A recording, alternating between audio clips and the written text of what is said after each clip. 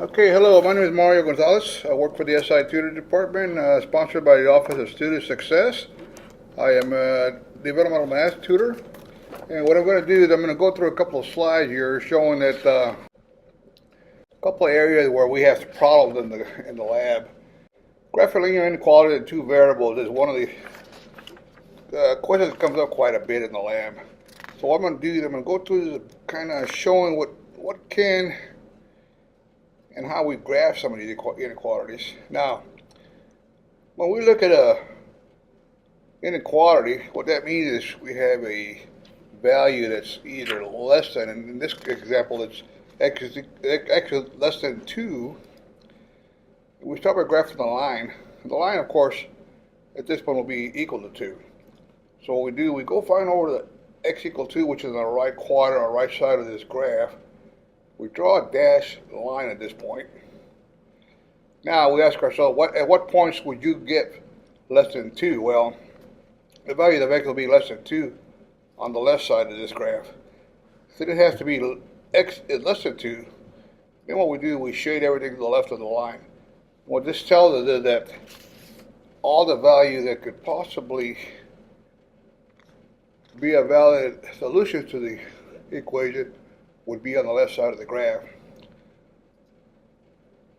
Now on our next slide here, we have is a y inequality with what they call y greater than or equal to 3. We start like the last one. We graph the value of y, which at this point will be equal to 3. Now we ask ourselves, well, why is actually going to be equal to greater than or equal to 3?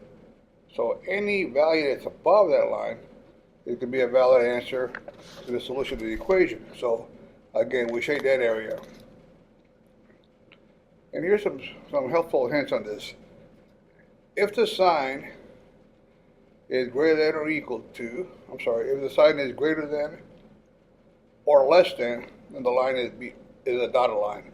If the sign is greater than or equal to or less than or equal to, then the line will be a solid line. Now, when dealing with x and y, if the sign is greater than or greater than or equal to, the shading either goes up or to the right. If the sign is less than or equal to, then the shading either goes down or to the left.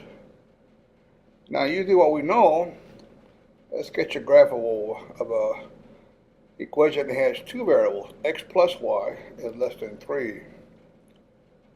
Again, we start by graphing the equation, and we can use what they call a slope-intercept form, but basically what that does, it gets us down to the equation where y is less than a negative 3 plus 3. So we start out by graphing the line, which would actually be at y equals 3. Now, the negative x, what that's going to tell us is that all the value that could be possibly equal or solution to this equation will be to the left or less than y equals 3, which in this case will be on the bottom left. Now, when we have slanted line, which we just did, here's a good couple of rules to follow. And the first one says that if the inequality is less than or less than or equal to, then you shade above the line. If the inequality is less than or less than or equal to, then you shade below the line. And that concludes my presentation on linear inequalities. Thank you and like I said, this is Mario Gonzalez from the SI department, and thank you very much.